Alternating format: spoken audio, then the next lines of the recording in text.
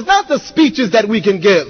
The best defense of the Prophet and of Islam is for Muslims to live and to practice the faith each and every day, regardless of the consequences, because Islam is known not by word, but by deed. We gotta live. But the Muslim women, you need to study now. And I was so honored during the crises of 9/11. The Muslim sisters, you surely stood strong. If you were looking for strength after 9/11, come on brothers, you know I'm telling you the truth. We took our kufis off, shaved our beards. Muhammad became Mo, Aisha became I, Khalid became Q. And when someone said to you, Assalamu alaikum, you said, what's that, me? But my sisters were on the subway. They was working in the downtown area. I saw sisters 1 o'clock in the morning in full hijab and even the niqab, and they were not budging and they were not moving, and they refused to be intimidated by mass media. They stood stronger in many cases than the men. And I say to the brothers here, I hope to do it in Ramadan or after, but we need to have a special program in this city honoring the women of Islam and the work they have been doing quietly for such a long time. We need to honor them, because we as a people will never rise in the absence of the strength of our sisters in our community. And I leave you with this challenge, brothers, honestly. I leave you with a challenge. Be not intimidated by a woman. Most men are scared of women of substance. That's why every time a brother gets married, the first thing he wants to know if she's going to be obedient, which is a substitute for being a dummy. He wants to know when he says jump, you're going to say when, how high, and where. But the spirit of Islam is that men and women cultivate their minds. If you want to have a successful marriage in Islam, brother, you need an intelligent woman with you. You don't need a dumb woman. You don't need a sister that sits home all day just watching Jerry Springer, and all day watching Oprah, and all day she got on full niqab, but her mouth just won't stop with the cell phone.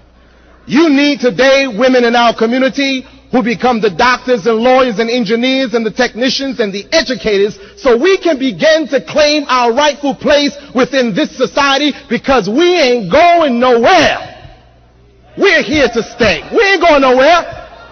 They don't have enough jails for 6 to 7 million Muslims. So some of us are going to be free. But I'm saying to you, my brother, that brother who is married, that brother who is single, you need today with you a strong sister. A sister who can think for herself, who truly wants to be a servant of Allah and obedient to Allah, and not be a hypocrite in front of you when she pretends to be a good woman when you're around, but in your absence she is rebellious against the commandments. You need a wife that's intelligent like the wives of the prophets. We have a large collection of hadith from Aisha radiallahu ta'ala anha, which is a clear indication that she was directly involved in the cultivation of this ummah of Islam. We need that kind of relationship respectfully between ourselves. And I say to every sister that's here, as a woman, you're supposed to put your faith in Allah, never in man. You must trust Allah for all that you need. If your husband dies today, sister, what will you do for yourself? You go to the masjid, they may give you a little sadaqah. You got 10 kids, they give you $50. And you can't do anything with that.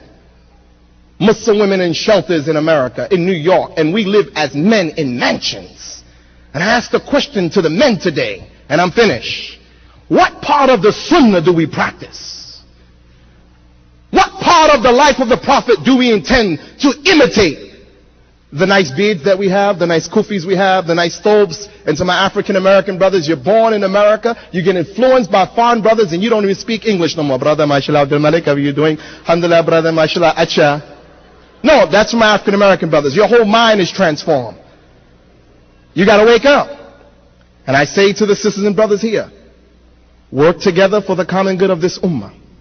But brothers, I submit to you, we cannot continue to isolate and ostracize Muslim women from participating respectfully in our development. If they don't become an intricate part as they was in the life of the Prophet in our struggle, we will not be successful. They have to be a part of it. They got to come out the mosque basements. They got to come from way in the back someplace in the corner. They got to be allowed to go out into the world trusting that they will be good servants of Allah and pursue the highest degrees in education, because that will strengthen this ummah. Brothers used to amaze me. No male doctor can see my wife. I say, brother, well, let your wife go to school. No, astaghfirullah, brother. They go to school, they become corrupted. So what do you think Jerry Springer is doing? So brothers and sisters, I love you. But stay strong and defend the Prophet with your life if necessary. And sisters, the time has come for you to rise and take your rightful place and challenge the women of America where Islam is concerned. May Allah bless you. Assalamu alaikum.